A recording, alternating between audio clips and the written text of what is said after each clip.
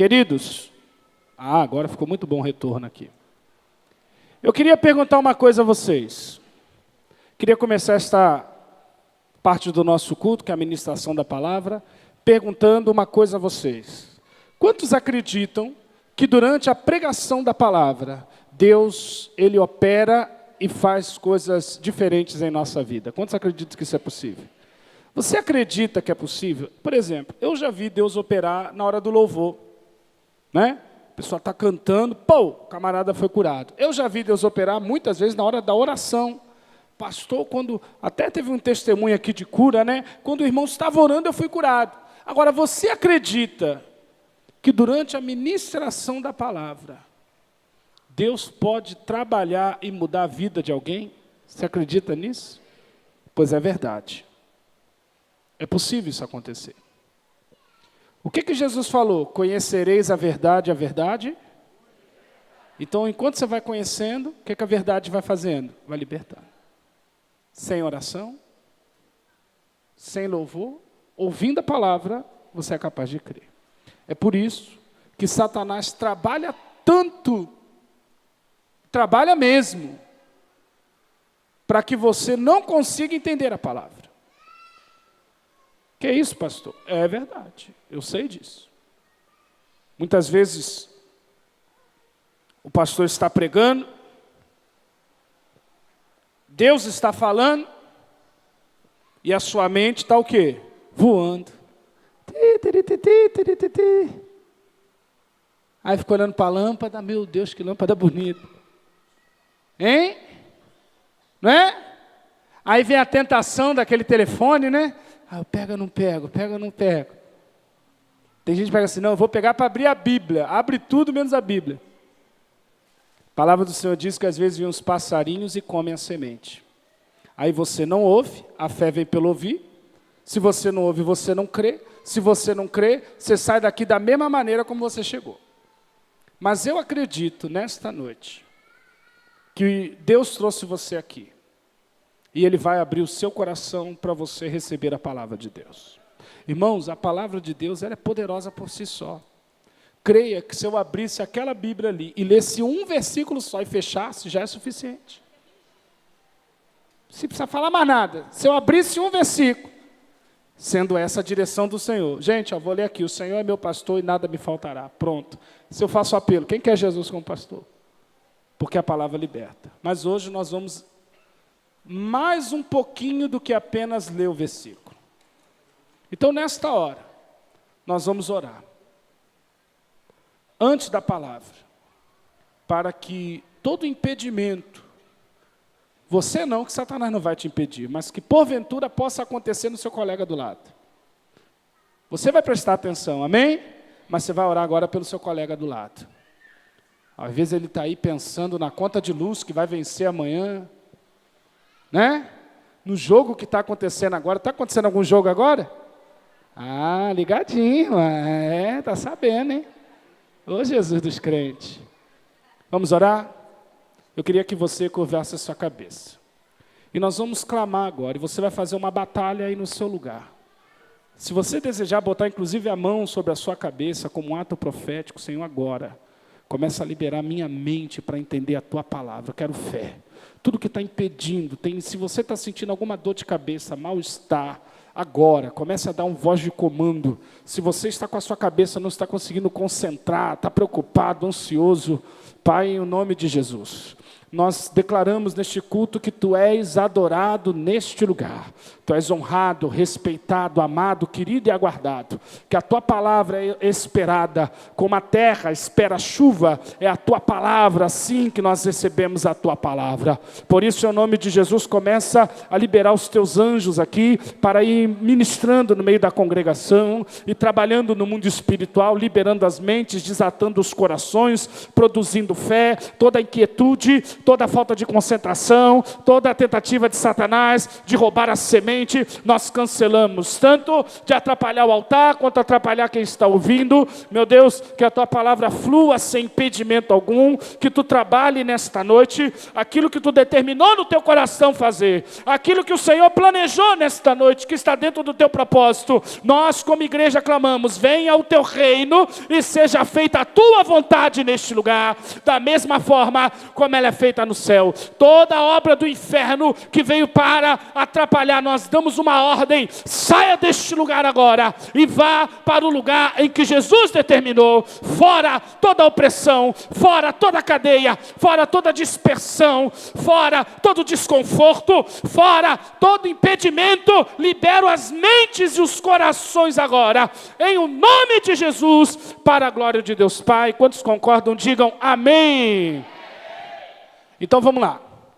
Hoje ocorreu algum problema no projetor e eu não vou ter o texto bíblico aqui me apoiando. Então vou precisar muito da sua ajuda. E você também esteja aí atento para ver se alguém perto de você está sem a Bíblia, para que ele possa acompanhar. De qualquer forma, você está com a sua Bíblia, creio eu. Quantos trouxeram a sua Bíblia? Deixa eu ver aí, cadê? Ah, que lindo, olha, o outro ali levantou o telefone, tudo bem, não tem problema não. Vamos lá, Jeremias capítulo 1.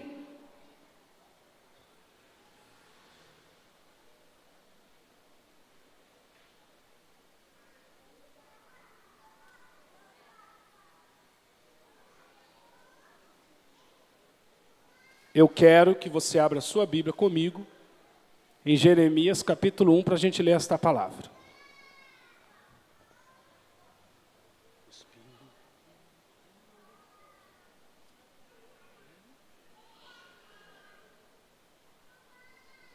Quantos acharam? Diga amém. Quem não achou, diga misericórdia. Mais 10 segundos. Pronto? Jeremias capítulo 1. Olha aí o verso 7. Vamos ler. Mas o Senhor me disse. Quem falou com ele? Não digas eu sou uma criança, porque aonde quer que eu te enviar, você irá. Tudo quanto eu te mandar, você dirá. Não tenha medo deles, porque eu sou contigo para te livrar, diz o Senhor. Então ele estendeu a sua mão e me tocou na boca e me disse: eu agora ponho as minhas palavras na tua boca. Olha, eu te coloco nesse dia sobre as nações e sobre os reinos, para arrancar, para derribar, para destruir e para arruinar, e também para edificar e para plantar. Eu te ponho neste dia sobre as nações e sobre os reinos, para arrancar, diga arrancar, derribar, destruir, arruinar e também edificar e plantar. Agora nós vamos dizer de novo com voz de crente agora. Voz de quem vai morar no céu. Diga arrancar, derribar, destruir e arruinar. Mas também edificar e plantar. Para que o Senhor Deus chamou Jeremias? Para que o Senhor Deus chamou Jeremias? Para quê? Para arrancar, derrubar, destruir e arruinar. Hã? Amém? É isso mesmo que você leu? Arrancar, derribar, destruir e arruinar. E também para plantar e edificar. Ele chamou Jeremias. Jeremias, eu estou te chamando. Ah, não, Senhor. Você já fez isso? Hein? Alguém já fez isso? Eu sou contigo, estou te chamando. Não, não, não, não, não chama eu, não. Não, por favor, Senhor, chama. Eu não, Senhor, eu sou só uma criança, Senhor. Alguém já fez isso?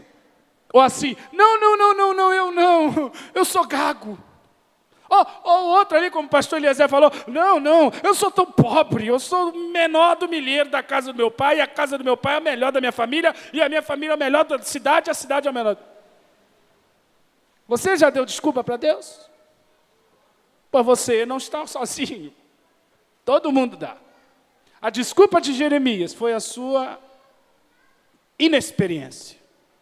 Eu sou muito inexperiente. Eu sou uma criança. E ali o Senhor disse o que para ele? Não diga que você é uma criança, porque agora eu estou te chamando. Não diga que você é uma criança. Há dois trabalhos diante de Deus quando a gente coloca uma desculpa. A primeira é colocar, a segunda é tirar. É dois trabalhos. Você só piora as coisas. Um discípulo me ligando uma hora dessa. Vida de discipulador não é fácil não, gente. Até na hora da mensagem. Se fosse Jesus, eu atenderia. E aí, quando o Senhor falou, Jeremias, eu vou te chamar, eu vou liberar uma unção sobre a sua vida. Não quero saber se você é criança, eu estou te chamando agora, rapaz. Eu vou liberar uma unção sobre a sua vida. Então manda, Senhor. Eis-me aqui.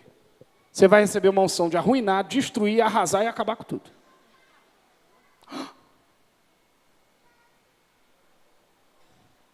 E eu creio que Deus continua chamando vidas assim.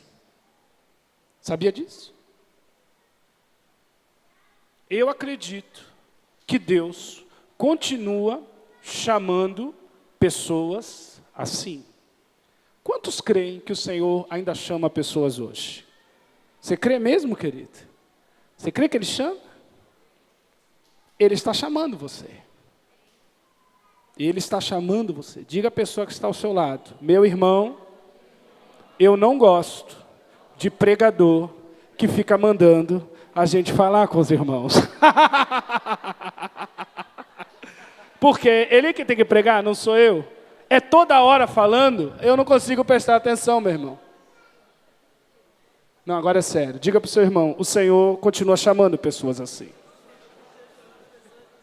O que o Senhor continua fazendo? Ele chamou você. Não, você não entendeu o que eu disse. Ele chamou você. Tanto chamou que se não tivesse chamado, você não estaria aqui. Você é bobo. Calor desse, horário de verão, você devia estar na praia, rapaz. Curtindo a vida. Ou pelo menos se debatendo numa piscina miudinha aí, junto com um monte de outra gente. Mas está curtindo. Por que você está aqui? Você acha que foi você que quis vir? Um rapaz tão novo como você, um mundão desse aí, cheio de coisa para te oferecer, o que deu na sua cabeça virar as costas para tudo isso? Você que já perdeu dinheiro por causa da fé. O que você tem na cabeça, rapaz? Um emprego tão bom, que tem que receber um negocinho por fora? Você está louco? Um mulherão desse te dando mole? Por quê? Aí você responda, porque não fui eu que escolhi ele, mas ele escolheu a mim. Oh, aleluia! Pela minha carne, eu não estaria aqui. Quantos sabem disso? Pela sua carne você não estaria aqui. Mas com cordas de misericórdia, Ele nos amarrou, hein? Já viu aquele cowboy laçando assim, ó? É Yeshua do Oeste. E foi puxando você e trouxe você com cordas. E hoje, esta unção nos amarrou a Ele e nós não temos mais como resistir. Quantos estão amarrados, apaixonados pelo Senhor? Se expressem com alegria, com palmas, com alegria. Dizendo, tu me chamou, eis-me aqui, eis-me aqui. Diga, eis-me aqui. Agora, para que o Senhor te chamou? Repita comigo. Para arrancar, derribar, destruir e arruinar. Você conseguiu gravar? Consegue falar as 4 sem ler? Vamos lá. Primeira. Segunda. Terceira. Você veio para isso? Rita. Irmãos, quem é que vem para derrubar, destruir e matar? Quem é que vem para destruir? E você vem para destruir? Vem para destruir. Está escrito aqui, ó. Eu dei a vocês a unção para arrancar, derrubar, destruir e arruinar. E também para plantar e para edificar. Eu e Satanás, nós dois somos destruidores. A diferença é que ele só destrói. Eu destruo e reconstruo. Sabia que você tem uma unção sobre a sua vida que é mais poderosa que uma bomba de Hiroshima? Porque a bomba de Hiroshima, quando ela cai, ela destrói tudo. Você também. Se tu abrir tua boca, tu mata tudo, destrói tudo. Mas a bomba de Hiroshima só destrói. Uma bomba atômica só arruína. A unção que está sobre a sua vida arruína e reconstrói. Diga amém. Diga eu creio. Você é um crente pentecostal, se expresse, diga eu creio. Satanás só vem para isso. Se Deus estivesse falando com o diabo, pararia na quarta palavra. Você é um infeliz, você só arruína, destrói, mata e derruba. Aí conosco ele diz, sobre vocês, a minha igreja, está uma unção para derrubar, arrancar, destruir e arruinar. E também para edificar e plantar. Por quê, irmãos? Por que essa unção nos é liberada? Por que esta unção está sobre a minha vida e sobre a sua vida? Por quê? Porque muitas vezes não temos como edificar nada sem antes arrancar primeiro. Eu tenho experiência própria, junto com a minha esposa, vocês sabem que nós estamos construindo ali, Deus nos deu um terreno, a gente está construindo a casa. Terreno enorme, abençoado, graças a Deus, estamos lá em obra de construção. Chegamos lá, um matagal, muito lixo, entulho, e nós estamos com muita vontade de ver a nossa casa pronta. Mas antes de começar a fundação, antes de começar a construir, foi necessário fazer o quê? Limpar o terreno. Aí chamamos uma draga, mas tirou muito lixo, irmãos. Muita coisa. 4 caminhões. E olha que eu pedi ele só para raspar. Meu filho, você raspa só, não tira muito entulho, não. Mas quando ele foi raspando, apareceu uma ruína de uma casa que já existia ali e estava toda caída. Como é que eu ia construir uma coisa sobre ruínas? Então isso aponta para uma realidade espiritual. Muitas vezes queremos edificar sobre coisas mal construídas. Muitas vezes queremos levantar sobre estruturas condenadas. Vemos uma pessoa, ficamos liberando, edificando, plantando e não dá resultado. Senhor, por que não está dando resultado? Eu estou edificando, eu estou plantando, eu estou semeando. O Senhor disse, mas você está usando a sua unção incompleta. Antes de edificar e de plantar, você tem que saber arruinar, quebrar, destruir e cancelar.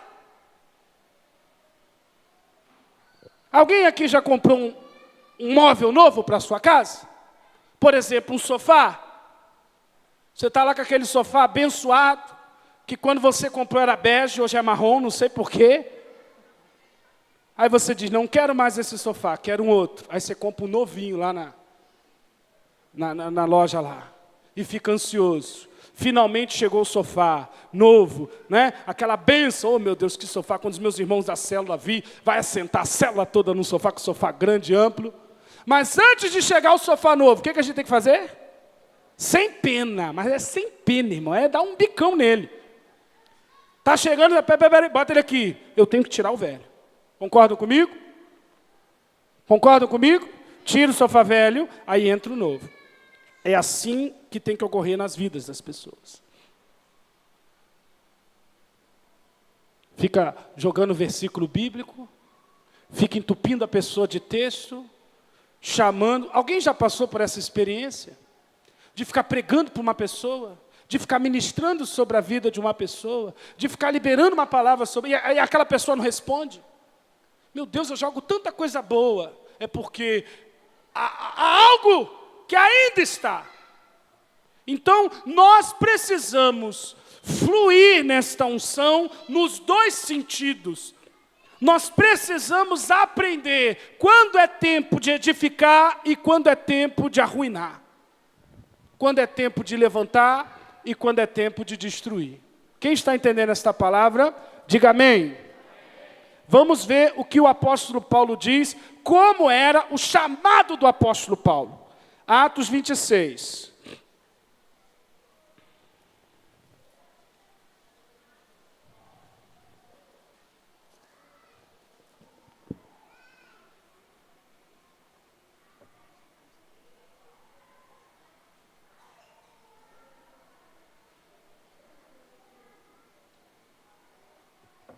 Atos 26, agora fica no Novo Testamento. Vamos lá.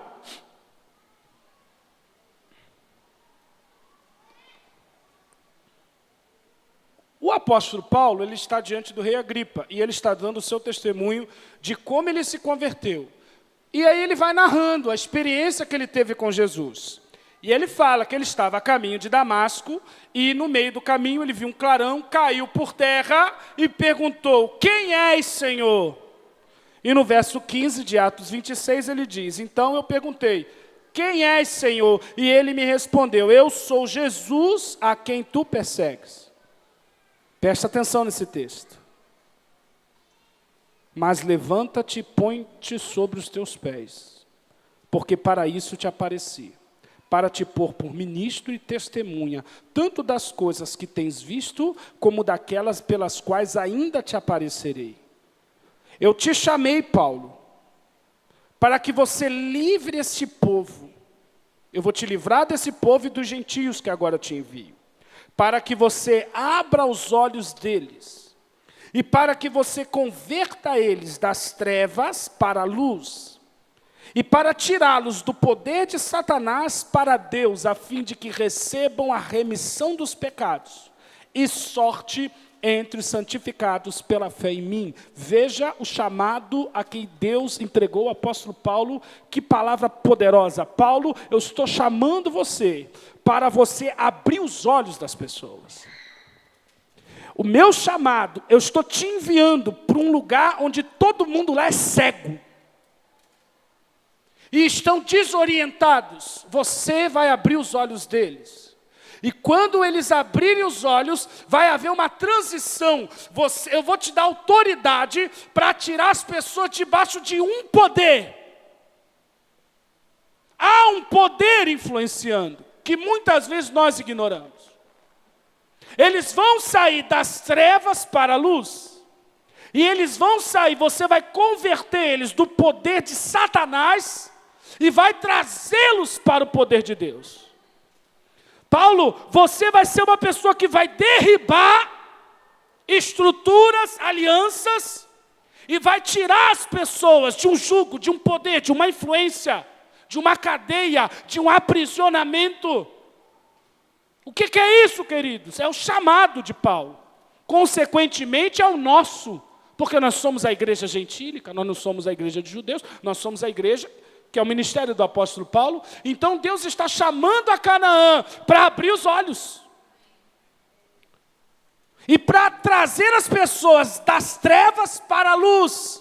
E retirá-las do poder de Satanás e colocá-las debaixo de um outro poder, de uma outra autoridade. Quantos estão entendendo isso? Veja que é uma mudança de poder. Veja que estamos lutando entre duas esferas de poder. Que não é um poder natural. Não é um poder físico. Não é apenas uma circunstância cultural. Há um poder, há uma influência. E onde nós estamos sendo chamados? Já que então Deus está me chamando para matar, para destruir, para derribar, então eu vou virar um black bloc e sair quebrando tudo. Que é isso, meu irmão? Não, está na Bíblia, eu fui chamado para quebrar. Querido, você foi chamado para quebrar, arruinar, destruir, derribar poderes do diabo. Poderes espirituais. Porque a nossa luta não é contra a carne, nem contra o sangue, mas sim contra os principados, as potestades, os príncipes das regiões celestiais e as hostes da maldade. Vamos ver um exemplo desta unção funcionando. Eu vou mostrar para vocês como é que funciona esta unção. Nós vamos ver na Bíblia agora o exemplo dela em prática, em loco. Nós vamos focar agora como é que esta unção ela é praticada. Marcos, vamos para Marcos agora. Marcos, capítulo 1.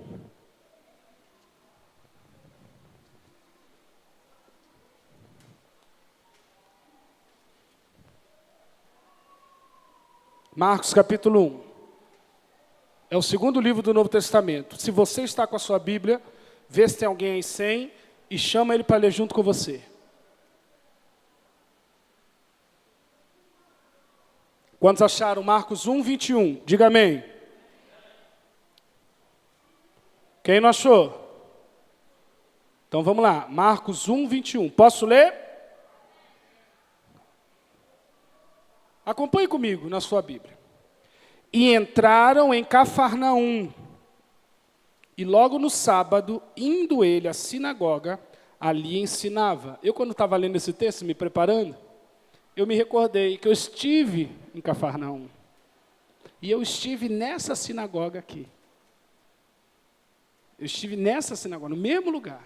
Estive nessa aldeia e nessa sinagoga. Foi tremendo. Eu lembrei, recordei. Ele estava na sinagoga e ali ele estava ensinando, estava pregando. Veja, no versículo 22, as pessoas estavam maravilhadas da sua doutrina. Como ele prega bem esse moço. Gente, quem é esse aí? Ele veio de Nazaré. É o tal do pastor Jesus, mas ele prega diferente, né? Olha, você vê que está pregando, eu estou sentindo um negócio assim poderoso. E as pessoas estavam maravilhadas porque o pastor Jesus estava pregando e estava uma unção, estava um fogo tremendo. Era uma palavra muito poderosa que o Senhor Jesus estava pregando. E eles estavam maravilhados porque o Senhor Jesus estava pregando com autoridade, diga amém, e não como os escribas. Ora, estava na sinagoga deles um homem com um espírito imundo. E no meio da mensagem, aquele demônio gritou muito alto. Já pensou? Que temos nós contigo, Jesus de Nazaré? Viestes destruir-nos? Bem sei quem és, o Santo de Deus. E Jesus repreendeu aquele demônio e disse: cala a boca, sai dele. Aí o espírito imundo se convulsionou, ficou girando, rolando no chão, clamando e saiu. Todos se admiraram, ao ponto de perguntarem entre si: o que é isso? Você viu o que ele fez? Que doutrina nova é essa? Com autoridade, ele ordena os espíritos imundos, e estes lhe obedecem. E logo correu a sua fama por toda a província da Galileia. Que coisa tremenda esta passagem. Você entendeu ela? Hein? Você entendeu ela? Que coisa tremenda. Quantos concordam que é uma passagem tremenda? Imagine a cena, imagina se você está naquela sinagoga. Sinagoga é como se fosse um templo. Veja, Jesus está pregando, normal, ele não está orando por ninguém, ele não está botando a mão sobre ninguém. Mas, queridos, a unção naquele lugar era tão tremenda, tão forte, que aquele cara endemoniado foi atraído para dentro daquela sinagoga e os demônios vieram se arrastando. A unção que estava sobre Jesus era tão poderosa que os demônios eram atraídos a ele para as pessoas serem libertas. Queridos, se prepare, porque pessoas entrarão na sua célula levadas por Deus. Elas serão levadas por Deus e lá elas serão libertas, porque há uma unção sobre a tua vida e sobre aquela célula. Essa unção vai se manifestar. Quem crê e quem recebe isso, aplauda o Senhor. Aleluia! Diga aleluia! Tão tremenda a unção que estava em Jesus. Me faz recordar uma situação muito interessante. Eu conheci um presbítero Marcos, lá da Igreja Batista Nova Filadélfia, em Vila dos Teles. E ele contou uma vez que ele tinha um costume de ir com um grupo de irmãos lá para a Central do Brasil fazer ar livre. Era uma vez por semana, eles se revezavam, iam todo mundo lá, aí um pregava, outro cantava. E eles estavam em jejum nesse dia. Olha como Deus trabalha. Aí ele chegou lá, começou a montar a caixinha de som, porque ele tocava violão. Nisso, quando ele está montando, ele olhou, viu um homem em pé, todo estranho. Aí ele discerniu, esse cara não está bem não. Aí ele foi chegando perto para falar, né? Tudo bem com o senhor? Quando ele foi falar, o homem... Essa aquele demônio bulldog, né? Aí, tu tá amarrado em nome de Jesus. Tu tá amarrado. Aí o homem ficou quieto. Aí foi deixando o homem lá. Aí foi fazer o ar livre. Fez o ar livre, pregou, orou, fez apelo. Passou-se um tempo, acabou o ar livre, todo mundo foi embora. Quando ele está desarmando o som, ele olhou, o homem está em pé. Parado lá olhando para ele. Aí ele, ô meu amigo, o culto já acabou, semana que vem tem mais, pode ir embora. Como é que eu vou embora? Tu me amarrou aqui. Ué, é você ainda? Era o cara que ficou endemoniado. Como ele deu a ordem do demônio ficar amarrado, e eu achei mais interessante que eu acho que esse foi o demônio mais evangelizado de toda a história, porque ele amarrou o bichinho, no começo do culto teve que escutar o louvor, a palavra. Ah, é você, Satanás? Tu tá aí, é? Chamou os obreiros, apanhou muito aquele Satanás. Depois aquele homem foi liberto e aí eles fizeram apelo. Veja que aonde a presença estava naquela sinagoga era tão tremenda. O homem estava atravessando a rua, caiu endemoniado e foi arrastado para a presença de Jesus. Por quê? Porque havia uma unção sobre Jesus para libertar, para quebrar, para arruinar, para derrubar. E o que aconteceu quando aquele homem entrou gritando? Você imagina se nós estivéssemos aqui no culto e entrasse alguém gritando agora, escandalosamente. Olha, ia ser um susto, né? Todo mundo ia levar um susto. Aquele homem entrou gritando, eram os demônios que estavam gritando por causa da presença de Jesus. E o que Jesus fez? Ele estava no púlpito, do púlpito ele deu uma ordem. Cala a boca. O demônio calou. Eu quero que você saia dele agora. Aí o demônio caiu no chão, ficou rolando igual aquelas lagartixas quando você joga sal. Rolou para um lado, rolou para o outro, todo mundo ficou olhando aquilo, e o demônio foi embora. Aquele homem levantou normal, e a Bíblia diz que as pessoas ficaram pasmas. As pessoas ficaram assim, o que é isso? Você viu como aconteceu? A Bíblia diz que todos ficaram maravilhados. Aí eu te pergunto, por que as pessoas ficaram maravilhadas? Por que isso surpreendeu as pessoas? Alguém já viu uma pessoa ser liberta de demônios? Alguém já viu? Quem já viu? Levanta a mão. Hein? Eu vi, pastor, fui eu mesmo. Ótimo, que bom, meu filho. Mas tirando você, você já viu alguém, hein, de possessão? Você ficou maravilhado?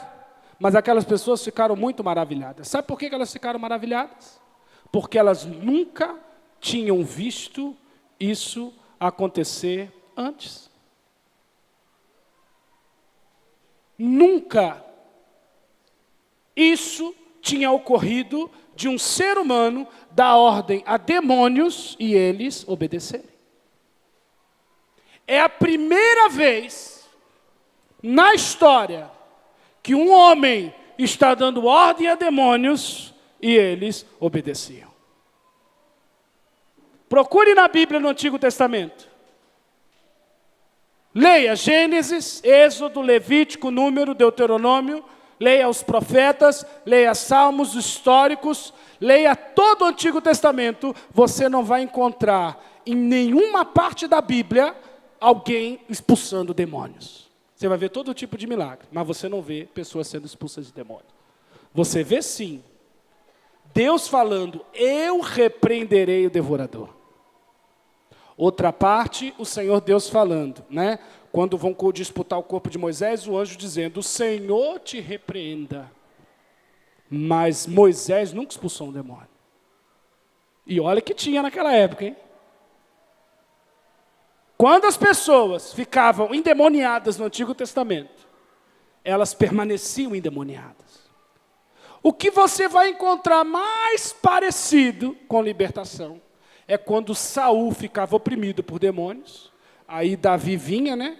Tocava uma harpa, a unção se manifestava, o demônio se incomodava e se afastava, mas quando Davi ia embora, o demônio voltava. Saul continuou endemoniado, tanto continuou endemoniado que ele se suicidou. Uma pessoa, quando se suicida, é porque ela está endemoniada. Porque ninguém, não é da natureza do ser humano, planejar sua própria morte. Eles já tinham visto todo tipo de milagre. Mas agora, aparece um profeta que está dando ordens a demônios. E eles disseram, que unção é essa? Antes de Jesus, as pessoas tinham medo dos demônios. Antes de Jesus, elas tinham que ficar fazendo oferendas aos demônios, elas tinham que ficar conquistando a simpatia dos demônios. Antes de Jesus, se uma pessoa ficava oprimida por demônios, ela morria oprimida por demônios. Se ela fazia um pacto com o inimigo, aquele pacto era inviolável e o diabo destruía a vida dela e quando ela morria, passava para o filho dela. É por isso que no Antigo Testamento, Josué entra na terra de Canaã e o Senhor diz, todas essas pessoas têm que ser passadas ao fio da espada, não pode ficar nenhuma, porque essa é a única forma de livrar toda a terra. Antes de Jesus aparecer, não havia ninguém com autoridade para libertar as pessoas de opressão e de jugo. Quantos estão entendendo o que eu estou dizendo? Quando Jesus apareceu, ele colocou Satanás no lugar dele. O desafiou e ele, o inimigo, teve que obedecer. Leia comigo outra passagem, que está em Lucas, capítulo 4.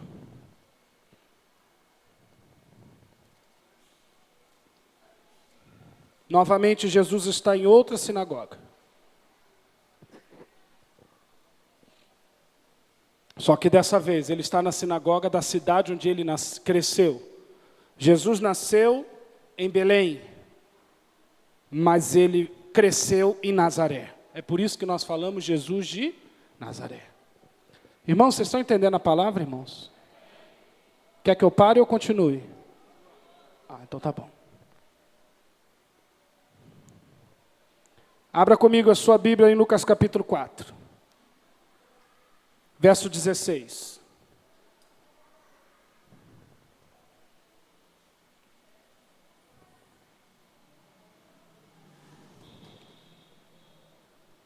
Chegando Jesus em Nazaré, onde ele foi criado, num dia de sábado, de acordo com o costume da época, ele entrou na sinagoga. E lá deram uma oportunidade para Jesus. Entregaram a ele um pergaminho, que estava o livro do profeta Isaías. Quando ele abriu o livro, achou o lugar em que estava escrito: o Espírito do Senhor Jeová é sobre mim, pois o Senhor me ungiu para evangelizar os pobres, enviou-me a curar os quebrantados de coração, a pregoar liberdade aos cativos, dar vista ao cego, pôr em liberdade os oprimidos e anunciar o ano aceitável do Senhor. Fechando o livro, devolveu ao ministro, assentou-se no seu lugar e todos na sinagoga estavam olhando para ele. Ele abriu a boca e disse: hoje se cumpriu esta profecia diante dos vossos olhos. Dê um aplauso a Jesus. Aleluia! Oh! Que coisa tremenda! Veja a cena, veja a cena. Jesus está na sinagoga, aí ele levanta, dá uma oportunidade, né? Você vê que ele gostava de uma igreja de oportunidade. Aí deu oportunidade, ele subiu, deram a Bíblia para ele. Que naquela época era um pergaminho. E acabou que foi o livro de Isaías. Quando ele abriu, Isaías 61. Aí ele começa a ler. E enquanto ele está lendo, o mundo espiritual está se movendo. Ele lê: o Espírito do Senhor Jeová está sobre mim, pois Deus me ungiu para evangelizar os pobres, para libertar os oprimidos, para anunciar o ano aceitável do Senhor, me ungiu para evangelizar. Veja comigo novamente o verso 18 de Lucas 4. O Espírito do Senhor é sobre mim, pois Ele me ungiu para evangelizar os pobres, me enviou a curar os quebrantados de coração, a apregoar liberdade aos cativos, para dar vista aos cegos, pôr em liberdade os oprimidos e anunciar o ano do aceitável do Senhor. Quando ele acabou de ler isso, ele devolveu o livro e sentou lá na cadeirinha dele, só que todo mundo ficou continuando olhando para ele. Ele abriu a boca e disse: hoje essa profecia se cumpriu. Ou seja, essa pessoa aqui, ungida, sou eu. Aleluia! Está vendo esse cara aqui? Está vendo esse camarada ungido? Sou eu. Se cumpriu hoje. O que ele está dizendo? Eu sou aquela pessoa que foi profetizada com uma unção por Deus. Irmãos, isso foi escrito 700 anos antes dele nascer.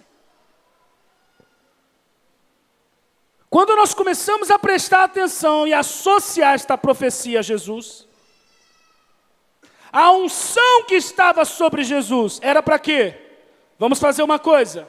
Eu leio uma parte e vocês completam. Pode ser? Quantos concordam, digam amém. Veja, preste atenção. O Espírito do Senhor é sobre Jesus, pois Jesus foi ungido para evangelizar os... Gente, pode ficar melhor, hein? Para evangelizar os... Para curar os... quebrantados do coração, para apregoar liberdade aos... Para dar vistas aos... Para pôr liberdade os... E para anunciar o ano aceitável do Senhor. Veja, é uma unção de evangelizar, uma unção de curar, uma unção de libertar, uma unção de abrir os olhos, uma unção de tirar a opressão e de anunciar o ano aceitável do Senhor. É por isso, como ele tinha esta unção, ele dava ordem aos demônios e os demônios obedeciam. Por quê? Porque ele tinha sido ungido com esta unção. Jesus foi ungido por Deus para isso. Jesus recebeu unção e... O que é unção, pastor? Unção é capacitação para uma tarefa dada por Deus. Jesus tinha poder para isso. Pastor, mas quando foi que Jesus de Nazaré, eu começo a pregar isso e eu vou sentir na presença dele, quando foi que Jesus de Nazaré foi ungido por Deus? Eu vou dizer para você no dia que ele foi ungido. Estava Jesus de Nazaré andando às margens do Rio Jordão. Ali estava Jesus, filho de José. Ali estava Jesus, o carpinteiro. Ali estava Jesus, o primo de João Batista, aquele camarada que jogava bola ali com o pessoal de Nazaré, da aldeia, que estudou na escolinha municipal de Nazaré. Só que ele estava andando e o Espírito Santo falou: aquele homem ali, João Batista, ele é um profeta, vai lá e deixa ele te batizar. Ele vai em direção a João Batista. João Batista olha para ele e diz: eis aí o Cordeiro de Deus que tira o pecado do mundo. João Batista se prepara já para pedir para ser batizado, mas Jesus vai encolhendo a cabeça e vai dizendo, vem, vem, joga água em mim, joga água em mim. João Batista diz, não, não, não, não, não, não, não, jamais, o Senhor é que precisa me batizar. Tu és o Rei da Glória, tu és o Filho de Davi, tu és o leão da tribo de Judá, tu és o Deus que se fez carne. Não, João, eu vou me submeter ao Pai. Eu vou obedecer à vontade daquele que te escolheu. João, eu não estou me submetendo a você, eu estou submetendo àquele que te colocou aqui. Convém que agora você me batize para cumprirmos toda a justiça. Então João Batista assume sua posição e tem o privilégio de ser o pastor de Jesus. Meu Deus! Já pensou? Entre o seu rebanho ter Jesus? Aquele que é o Rei da Glória se humilhou e se fez ovelha.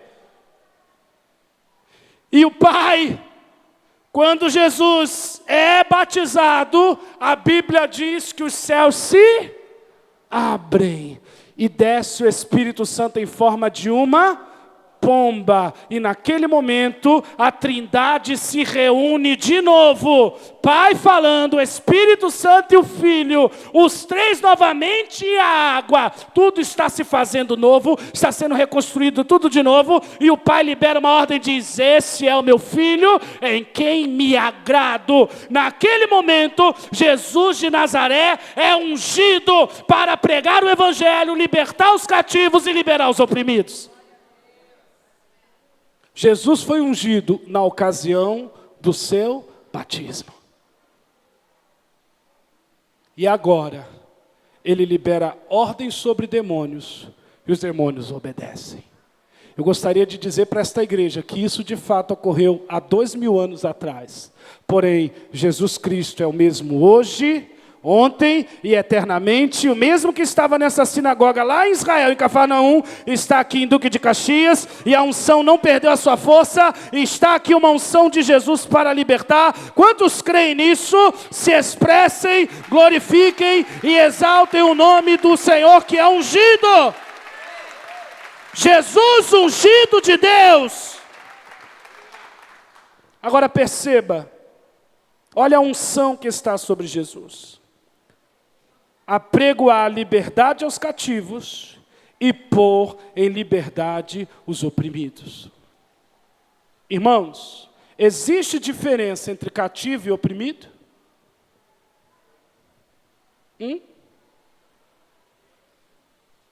Existe diferença entre uma pessoa cativa e oprimida? Sim ou não? Quantos acham que existe diferença entre um cativo e oprimido? Bem, se a Bíblia diz e especifica, é porque existe diferença. Existem pessoas que estão cativas, preste atenção nisso. Preste atenção nisso. Há diferença entre uma pessoa cativa e uma pessoa oprimida. A boa notícia é que Jesus põe em liberdade tanto um como o outro. Mas nós precisamos identificar o que é uma pessoa cativa e o que é uma pessoa oprimida. Cativa fala de cativeiro. Imagina aquele indivíduo, irmão, que foi sequestrado e levado lá para um local, para o cativeiro, e fica ali um monte de guarda, não é assim? Sequestrador armado, apontando a arma para ele, não fala nada. Muitas vezes ele é algemado, muitas vezes ele é trancafiado. Eu quero perguntar uma coisa à igreja. Essa pessoa que está sequestrada, que está cativa, se ela tiver saudade de casa, ela pode ir embora? Se ela quiser ir na padaria comprar um pão porque está com fome, ela pode ir embora? Não. Ela está cativa, ela está aprisionada. Agora, que tipo de cativeiro é esse? Jesus falou, eu vim colocar em liberdade os cativos. Será que é o cativo da cela? Não, porque é uma unção espiritual. Então é um cativeiro espiritual. Eu queria que essa igreja entendesse nesta noite que existem cativeiros espirituais. Existem pessoas que entram num estado de cativeiro espiritual. Através do Evangelho, Deus nos mostra essa realidade. Você olha para a pessoa, ela está normal. Aparentemente. Ela está rindo, está brincando, está bonitinho, está banhozinho tomado, mas espiritualmente ela está debaixo de um cativeiro. O que é um cativeiro, pastor? Cativeiro é quando Satanás se apropria daquela vida e aprende. Toma conta dela, a domina. E ela não pode mais exercer a vontade dela, porque ela está debaixo de um sequestro. Não é? Por exemplo, quando o cara é sequestrado, que em nome de Jesus o anjo do Senhor te guarde, isso nunca vai acontecer com você. Mas o cara lá é sequestrado, relâmpago, o cara põe uma arma e diz, vai ali e saca esse dinheiro. Se ele quer ou não quer, não interessa, ele faz. Porque a vontade dele é neutralizada. Quantos aqui estão entendendo o que eu estou falando? Um cativeiro espiritual é quando Satanás se apropria da vontade de uma pessoa e começa a manipular ela como se ela fosse um boneco, um fantoche. Ela não tem mais controle, ela não tem mais domínio, ela está debaixo de um cativeiro. Pastor, é possível uma pessoa estar nesse nível? Sim, e isso se chama endemoniamento. Aquele camarada lá de Cafarnaum, que entrou gritando, quantos lembram dele? Ele estava nesse cativeiro. Quantos tem carro aqui? Um carro, um automóvel. Quantos tem um automóvel? Quantos pela fé? Vai ter um, eita glória. O pessoal com fé tá mais animado que os que já têm. Imagina, o carro está aqui parado. O carro está aqui parado. Eu tenho uma chave. Se o carro é meu, não é meu, não interessa. A partir do momento que eu tenho a chave, eu tenho domínio sobre esse carro. Vocês estão comigo, irmãos? Ah, bom. Abri a porta. Entrei, sentei, ligo o carro, tudo com a chave. Precisa de uma chave. O que é a chave? A chave... Ah, não, estou dentro do carro ainda, peraí. O que é a chave? A chave é autorização. Diga, chave é autorização. Diga para a pessoa que está ao seu lado, cuidado com a sua chave. Não deixe a chave na mão de qualquer um. A partir do momento que Satanás tomar determinadas chaves na sua vida, ele vai entrar e fazer o que quiser. Quando ele pega a chave de uma pessoa e consegue ter acesso à vida dela, ele abre a porta, senta, tira o freio de mão, liga o carro, engrena, pisa a marcha, engrena, passou a marcha, acelerou, o carro vai para onde ele quiser. Se tiver um monte de lama, o carro está limpinho, o carro vai falar, não, eu estou limpo, é assim que o carro faz? Não. Ele dirige. Ele guia o carro. E o carro faz a vontade do seu piloto, do seu motorista. Quantos estão entendendo? E isso é um cativeiro espiritual. Satanás se apropria de uma pessoa e dirige ela, conduz ela para onde ela quiser. Perceba que o motorista imprime a personalidade sobre o carro. Se é um motorista mal educado, o carro avança sinal, o carro passa por cima das pessoas. Se um carro quase te atropela, você não pode dizer, nossa, que carro mal educado. Não, é o motorista. Se aquele mesmo carro entra um outro motorista bem educado, o carro se comporta. Assim é o endemoniamento. Se quem entra é um espírito de violência, é um espírito de ódio, de amargura, ele imprime aquela personalidade e aquela pessoa segue nessa velocidade. Ela é usada pelo diabo, cheia de violência, cheio de coisas ruins. Se é um espírito de imoralidade, ele imprime, vai, destrói aquele casamento, destrói, e ela é usada. Ele conduz. Quando a pessoa é visitada por esse tipo de cativeiro, ela perde a consciência. Ela não lembra o que ela faz. Ela não lembra o que ela faz. Pastor, eu estou na minha casa. E quando eu olho, eu já estou no bar. Eu já estou no bar. Eu fico cego. Eu fico, meu Deus, como é que eu cheguei aqui? Uma pessoa pode estar num cativeiro por segundos, por minutos, por hora, por dias, por anos. Uma vez Jesus foi a uma cidade chamada Gadara e viu lá um homem endemoniado por anos. O que Satanás faz? Ele vai abrindo pequenas portas na sua vida. De porta em porta, ele vai destravando. Ele vai pegando chaves e chaves, destravando, tendo acesso, fazendo você repetir em pecados. Cada vez que você repete aquele pecado, mais o demônio se apropria, mais ele vai tendo acesso, até que, por fim, ele chega ao nível em tomar você. Quantos estão entendendo o que eu estou falando? Cuidado, querido. Cuidado com as portas que você tem abertas. Cuidado com o que você tem feito. Cuidado com aquela palavrinha, não tem nada a ver. Muitas coisas têm implicação espiritual. Uma paquerinha aqui, uma ida num determinado lugar, uma quebra de mandamento, de princípio, são portas que vamos abrindo. É claro que você não cometendo um pecado, necessariamente você vai ficar endemoniado. Mas à medida que você vai reforçando, por exemplo, Satanás sabe que uma área na sua vida é muito sensível, você se magoa facilmente. E a palavra de Deus diz que você não deve guardar mágoa. Quantos sabem disso? O que Satanás faz? Começa a levantar pessoas para te ferir. E você vai guardando mágoa. E vai guardando mágoa, e vai ressentindo, aí levanta outra pessoa e te magoa mais ainda. E vai levantando pessoas que vão te ferindo, até o ponto em que você vira um poço de mágoa, de amargura, até que entra na sua vida um espírito de morte, um espírito de depressão, e a pessoa fica mesmo endemoniada. Quantos lembram da palavra do saco de lixo?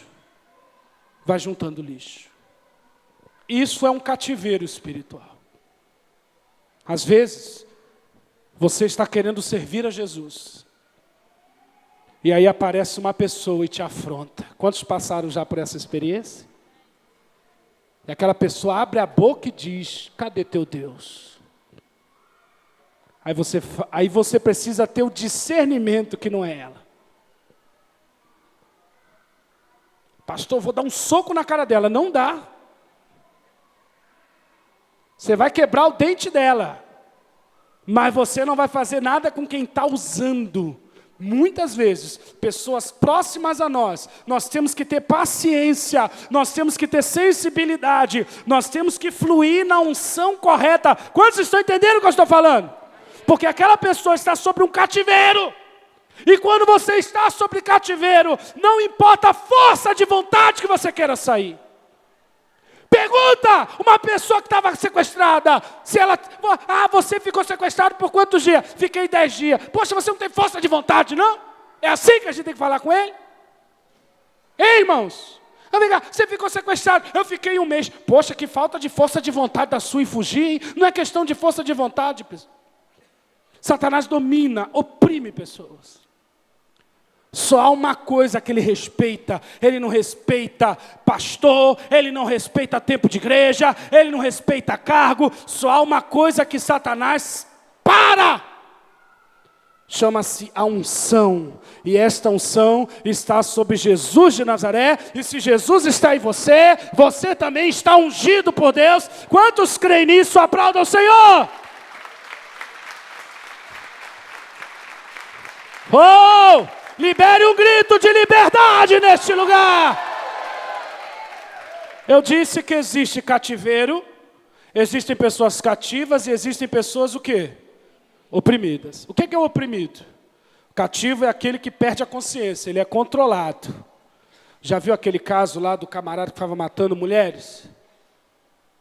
E o que ele falou? Olha, eu estava na minha casa, olhava uma faca, olhava uma coisa...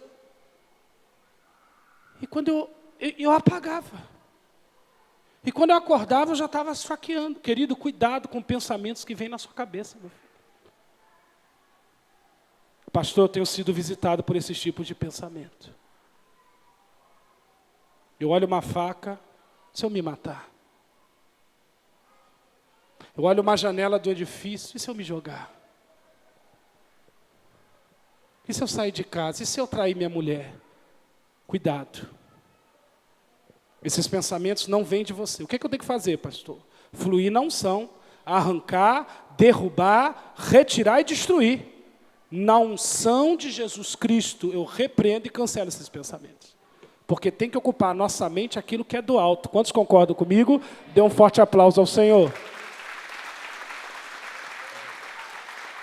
O que é o oprimido? O cativo é como se fosse um carro. Amém? O cativo é como se fosse um carro. O cara dirige, ele não faz nada. O oprimido é como se fosse um homem a cavalo. Alguém aqui já andou de cavalo? Ei, cowboy! Como é que é o cavalo? Você está andando no cavalo. Você bota para cá, o cavalo vai para cá. Não é assim ou não? Né? Eu nunca andei de cavalo, graças a Deus. Você vira para lá, o cavalo vai para lá. Não é isso? Você bota para frente, você puxa, ele para. Mas o cavalo sabe o que está acontecendo? Sim ou não? Sabe. Está acordado, está atento o tempo todo. Ele está dormindo, gente? O cavalo está apagado? O que é isso? Se o cavalo apagar, ele desmaia. O cavalo, ele está consciente de que ele está na rua andando? Que tem alguém guiando ele? Responde, igreja, está ou não está? Está. Mas ele obedece. Ele não perde a consciência. Assim é uma pessoa oprimida pelo diabo. Ela não perde a consciência. Ela sabe o que ela está fazendo.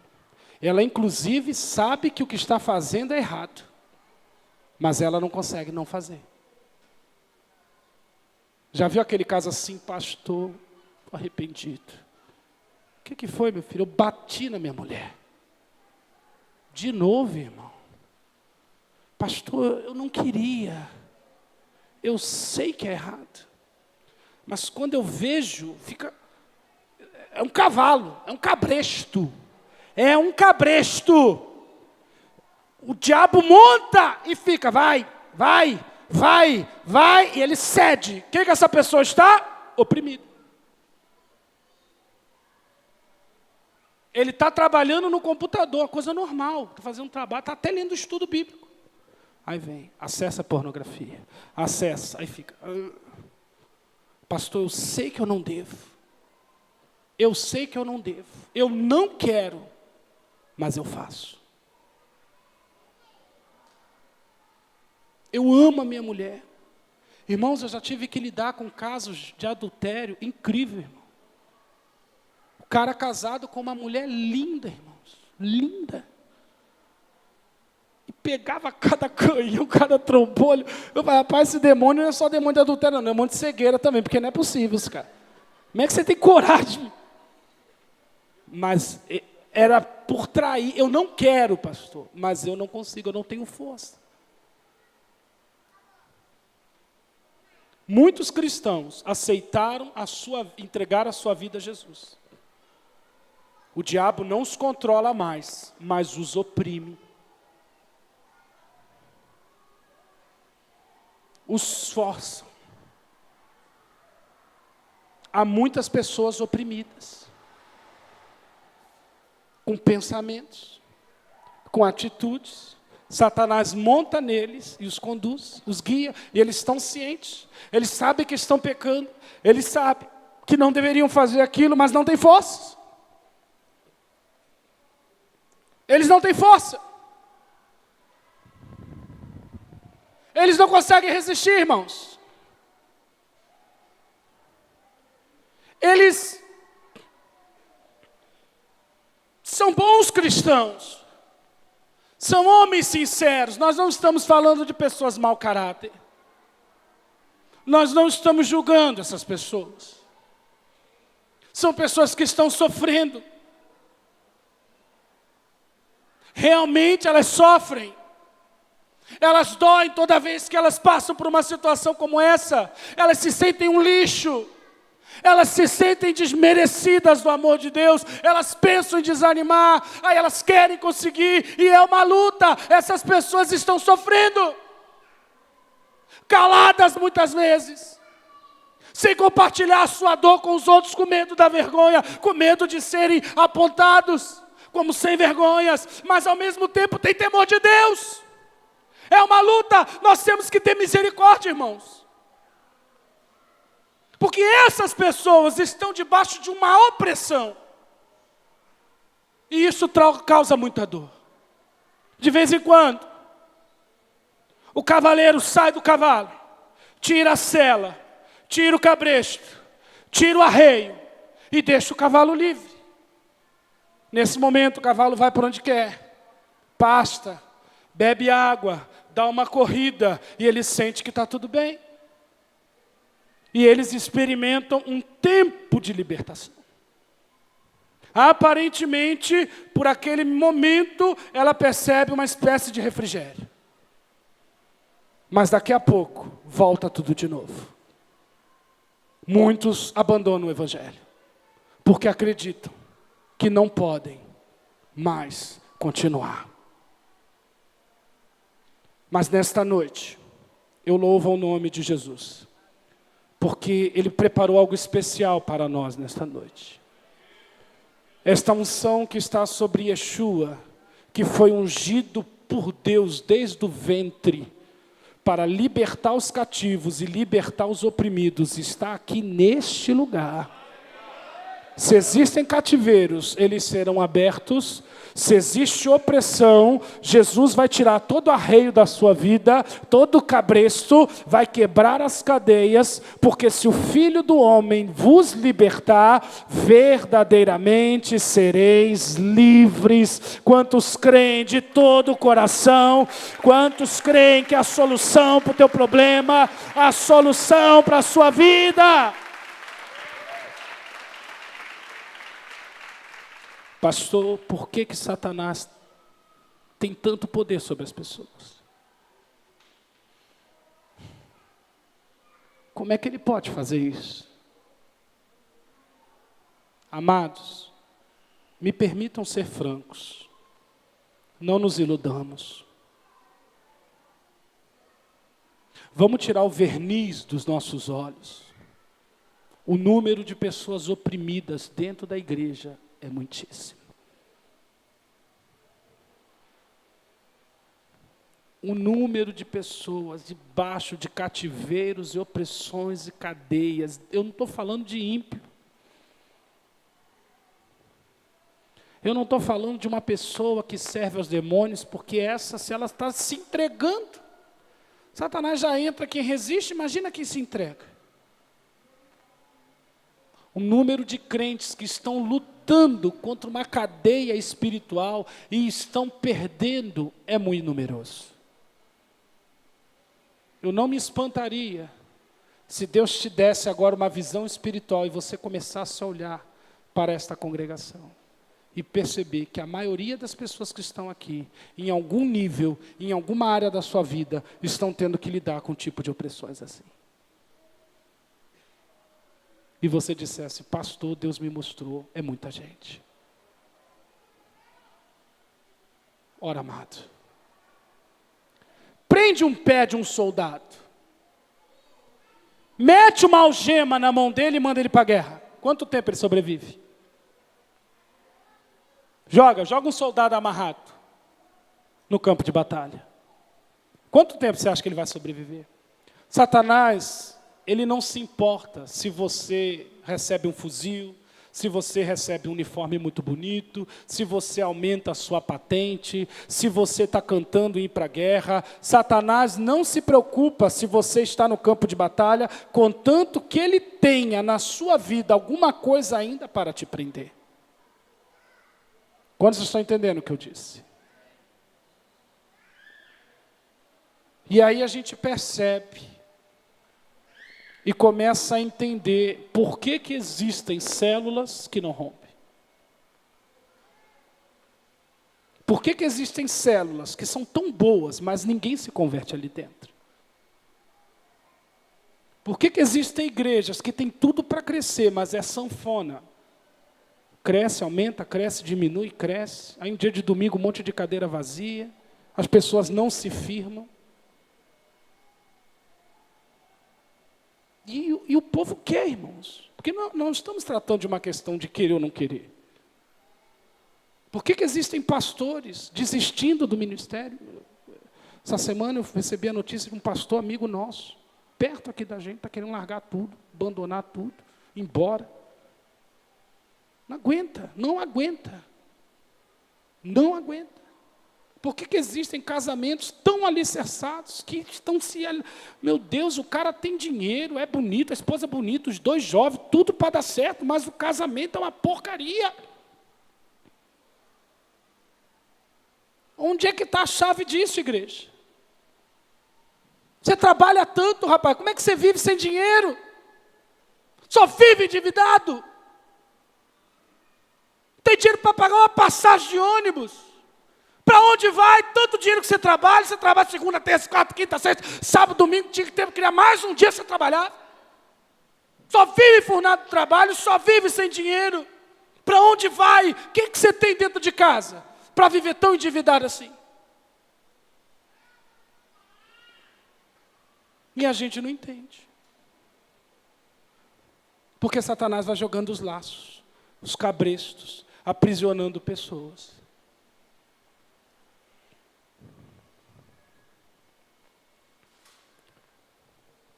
Quem foi que te criou? Foi o diabo? Pode responder. Quem foi que te criou? Deus te criou para ser aprisionado? Você acha que Deus vai criar alguma coisa para ela morrer? Ah, vou fazer uma pessoa para ser oprimida pelo diabo.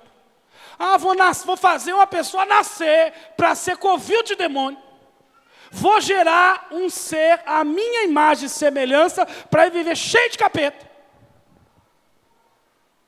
Você acha que Deus deseja isso para alguém? Então, se Deus não deseja isso para ninguém, como é que essas coisas acontecem? Que onda é essa que o diabo tem esse poder todo assim para sair entrando na vida das pessoas, dirigindo o camarada como se fosse um calhambeque velho? E não tem freio. Por que Satanás, pastor, ele faz isso com a gente? Oprime, faz e acontece. É óbvio, amado, que não é esse o propósito do Senhor. Vocês concordam de ler mais um texto? Nós já estamos concluindo. E daqui a pouco nós vamos orar. Se prepara. Eu acredito que nesta oração Deus vai fazer algo diferente. Mas vamos ler o Salmo 115.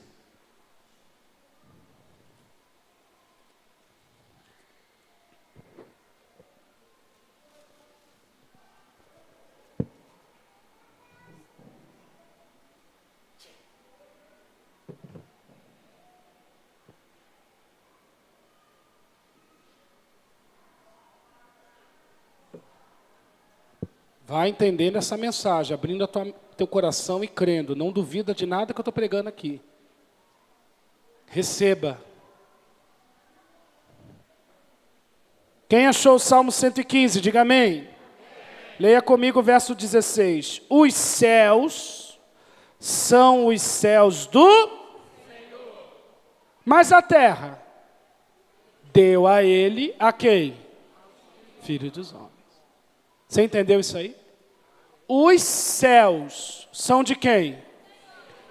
Espera aí, irmão. Quantos céus existem? Quando você olha aqui, você vê quantos? Quando a gente olha, só vê um, o céu. Ah, peguei um avião, voei os céus. Que isso, cara? Tá doido? Então, quando fala os céus, não está falando desse. Está falando do mundo espiritual. Está falando de onde Deus mora. É o reino dos céus. É onde Deus habita, não é o céu visível. Você não vai pegar um avião e vai chegar lá. É o mundo espiritual. Você vai chegar lá, quando Jesus vier te arrebatar, aí você vai entrar nos céus do Senhor. Amém?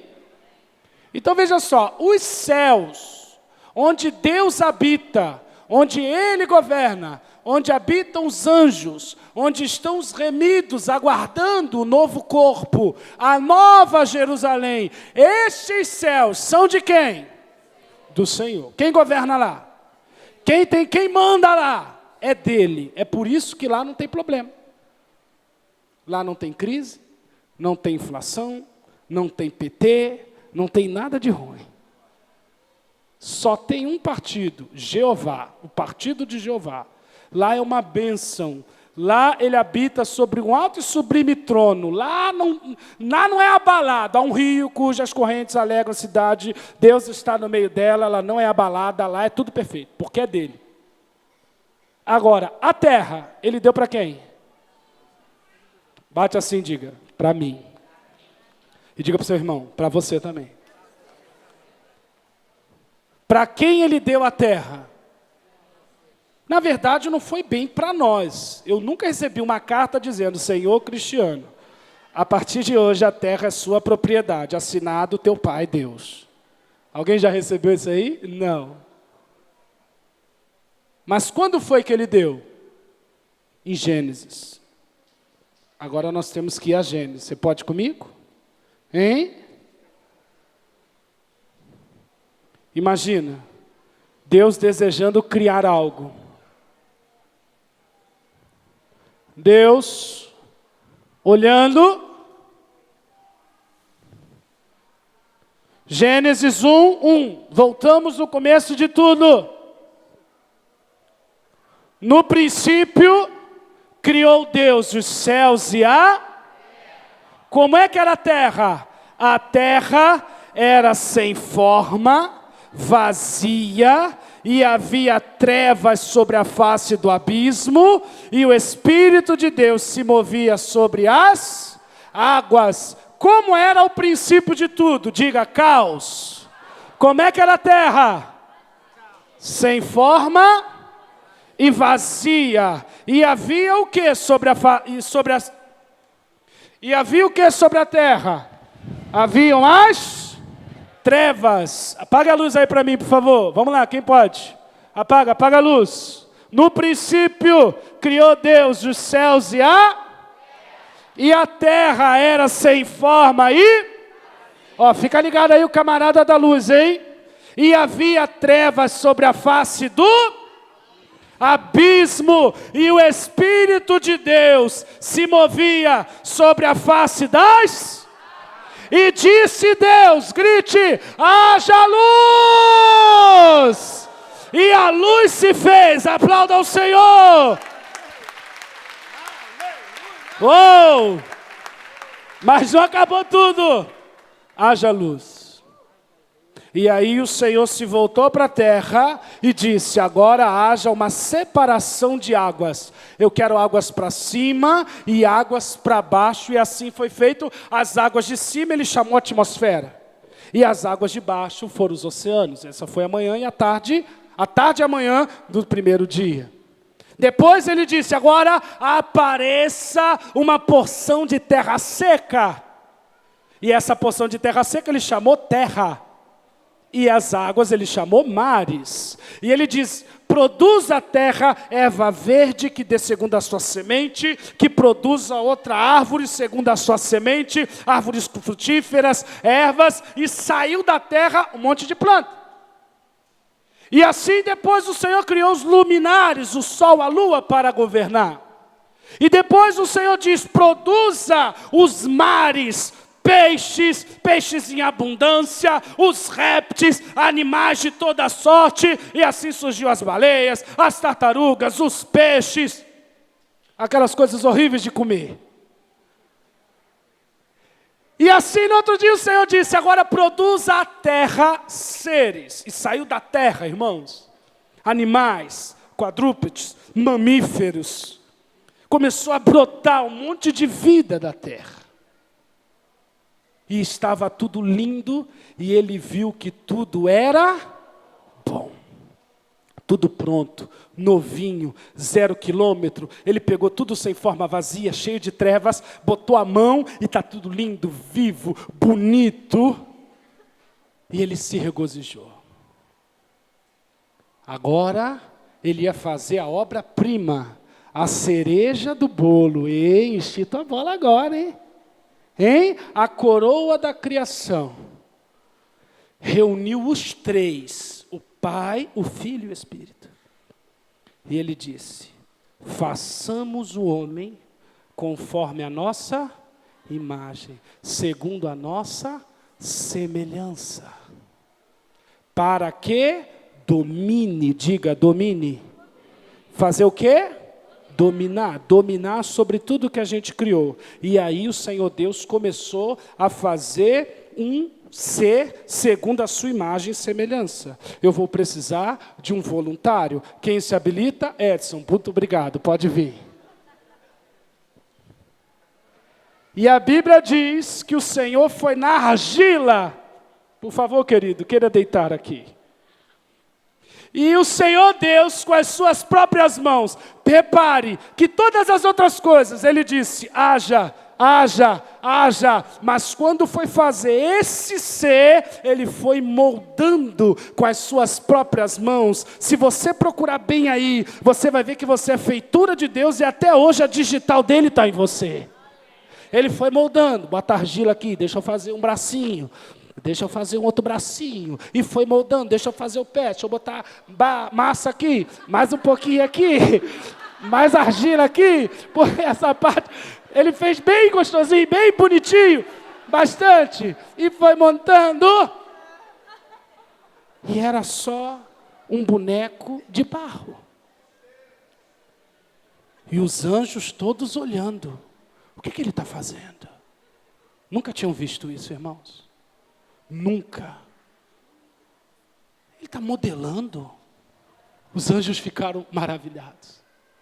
Formou o Senhor Deus, o homem, do pó da terra. E a Bíblia diz que soprou nele o ruach, o espírito de vida.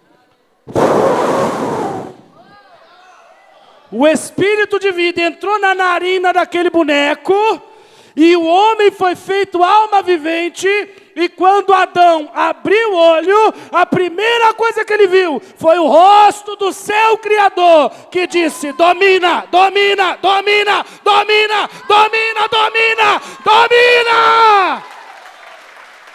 Oh! Obrigado. Olhe para o teu irmão e diga, domina. Não, você não entendeu. Fala com voz profética, domina, domina, domina. Para que Deus criou o homem?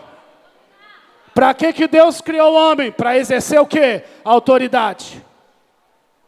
Para governar. É como se Deus pegasse e desse para Adão, toma a chave da terra. Aqui você manda. Você domina. Em Gênesis 2,15, diz que Deus colocou o homem no Éden para lavrar e guardar. Diga, lavrar e guardar. Lavrar e guardar. Qual era a função de Adão? Só os homens. Qual era a função de Adão? Só as mulheres. Qual era a função de Adão?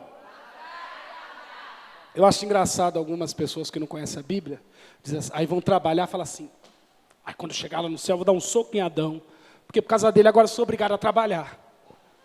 Na cabeça dele, o homem teve que trabalhar porque pecou. Nada disso. O trabalho é de...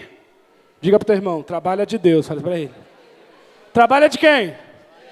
Adão já trabalhava muito antes de cair. Sempre trabalhou.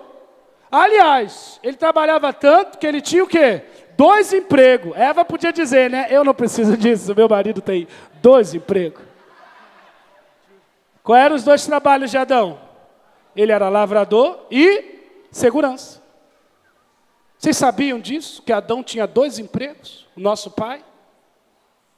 Adão, eu vou criar você e você vai ser lavrador e segurança.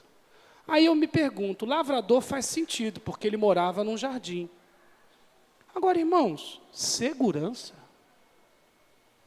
Quantas pessoas tinham na terra naquela época? Quantas? Ele e a mulher dele. Ele ia segurar o quê? Proteger de quê? vou montar guarda. Quem vai roubar aquilo? Roubar chuchu, abóbora, mas que fosse. Ele podia chegar e questionar, Senhor, mas eu vou segurança, vou montar guarda. Mas quem pode roubar? Se ele fizesse essa pergunta, Deus ia dizer, vigie e guarde. Porque eu estou te dando autoridade para você guardar espiritualmente. Quem vai vir atacar é quem? Satanás. Quem é que ia roubar? Quem é que ia roubar? O diabo. Então perceba que Adão recebeu uma unção para ter autoridade na terra e autoridade no mundo espiritual. Se o diabo aparecesse, Adão tinha autoridade para dizer, fora daqui! E o diabo teria que obedecer. Porque Adão recebeu poder para expulsar demônios. O homem foi criado com poder sobre demônios. O homem foi criado com a chave sobre demônios. A palavra guardar no original hebraico diz exercer domínio, controle, autoridade, poder. Quando Deus fez o homem, deu ele autoridade na terra. Se Adão visse o diabo, expulsaria na hora. O que o diabo fez? Entrou na vida de Adão, mas entrou da forma como ele não esperava. Foi na mulher dele. Convenceu a mulher dele. E usou a mulher dele para fazê-lo pecar comendo o fruto proibido. Ele não discerniu, ele não guardou.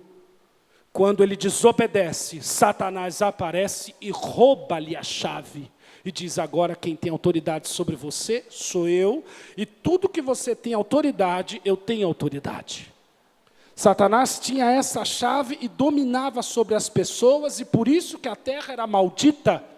E ele oprimia e endemoniava as pessoas, e todas as pessoas estavam debaixo desse jugo, porque Adão o entregou. Isso até um menino nascer e um filho Deus nos dá. Em Belém da Judeia, para a glória de Deus Pai, nasceu aquele que é o filho da mulher, que verdadeiramente o calcanhar seria ferido, mas esmagaria a cabeça da serpente. Eu estou falando de Jesus de Nazaré. Jesus veio, nasceu nessa terra e foi ungido por Deus. Uma vida santa. Satanás começou a investir nele, tentando ele de todos os lados. Peca daqui, peca dali. E Jesus se mantendo incólume, santo, obediente. E ali, uma vez, foi a última tentação, ir para a cruz. Jesus, então, em obediência a Deus, amados, ele foi à cruz, ele deu a sua vida por nós, ele derramou o seu sangue, ele derramou a sua unção, pagando o preço pela nossa desobediência. Satanás, quando Jesus foi à cruz, celebrou. Consegui matar Adão e agora consegui matar o Filho de Deus. Mas é onde se cumpriu a palavra. Que subindo ao alto, Jesus primeiro desceu às partes mais baixas da terra. O que isso significa? Que Jesus entrou no mundo espiritual, onde Satanás habita. E agora não era mais o Jesus carne, agora era o Jesus glorificado, creia nisso. A Bíblia diz que pegando a cédula, que era contra nós, fixou-a na cruz, e em si mesmo triunfou sobre principados e sobre potestades. Jesus foi ao inferno, acredite nisso, e esmagou a cabeça da serpente, tomou a chave da mão do diabo, e agora restaura a autoridade sobre principados e demônios. O último texto que eu quero ler e encerrar esta mensagem fica em Marcos.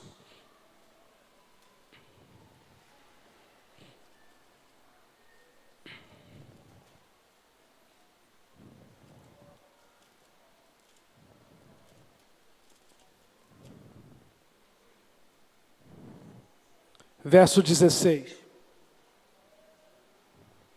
Jesus ressuscitou para a glória de Deus e está com a chave. Resgatou a autoridade sobre principados. Quem tem autoridade sobre demônios é Jesus. Quem é ungido para libertar e quebrar as obras do diabo é Jesus. Você crê nisso? Amém? Veja o que diz a palavra em Marcos 16, 16. Diz Jesus, quem crê e for batizado será salvo, mas quem não crê já está condenado. Estes sinais seguirão aos que crerem em meu nome, isto é, na minha autoridade, expulsarão os demônios, falarão novas línguas, pegarão em serpentes, e se beberem alguma coisa mortífera, não lhes fará dano algum, porão as mãos sobre os enfermos e eles serão curados. O que Jesus disse? Esses sinais vai seguir você se você crê em mim, em meu nome, você é que terá autoridade sobre demônios. Quando Jesus é o Senhor da sua vida, se você convida Jesus para ser o Senhor da sua vida, Jesus passa a ser autoridade sobre você. Satanás não tem mais poder sobre a sua vida. Se você entrega a sua vida a Jesus, você sai do senhorio do inimigo e passa a estar protegido sobre a proteção da autoridade que está em Jesus. E a unção que está sobre Jesus te alcança, e você começa a dar ordens a opressões e cativeiros, e elas te deixam. Não adianta, pastor, eu estou oprimido. Não adianta eu orar para que esse cativeiro saia, para que as algemas caiam. Se eu oro, imagina, tenha uma pessoa querendo te matar. Tenha uma pessoa lá fora querendo fazer mal a você. E você entra correndo nessa igreja e pede ajuda. Enquanto você estiver aqui, você está protegido. Enquanto você estiver aqui, o ladrão não vai fazer nada com você, o sequestrador, o vingador. Mas a partir do momento que você sai dessa igreja, você está vulnerável. Quantos estão entendendo o que eu estou falando? A partir do momento que você sair, ele vai te encontrar. Assim são algumas pessoas. Elas vêm pedir oração, elas vêm uma busca de uma proteção, o inimigo até a deixa, porque ela está orando, tem alguém cuidando dela, mas verdadeiramente ela não está protegida. Agora imagina, se você entra aqui, e na hora que você sai com Jesus dentro de você. O inimigo ele não vai poder mais tocar na sua vida. Porque 24 horas, aquele que o derrotou está morando em você. Eu encerro esta mensagem dizendo que Jesus Cristo é o mesmo ontem, hoje e eternamente. E você não precisa mais a solução para o teu cativeiro. A solução para esse sofrimento que você está passando. Você não precisa passar por isso. Quem vai te libertar deste cigarro é Jesus de Nazaré, porque Ele tem poder para isso. Quem vai mudar a sua vida, o seu casamento, quem vai te libertar desse vício, dessa opressão, não é a igreja. Pastor, mas eu já entrei para a igreja. Você entrou para a igreja, mas Jesus não entrou em você. Não é uma reforma, não é uma doutrina, é a unção de Jesus. Se você deseja ser livre, verdadeiramente, você precisa crer nesta palavra. E pedir ao Senhor Jesus para que ministre a libertação sobre a sua vida. E se Ele te libertar, você verdadeiramente será livre.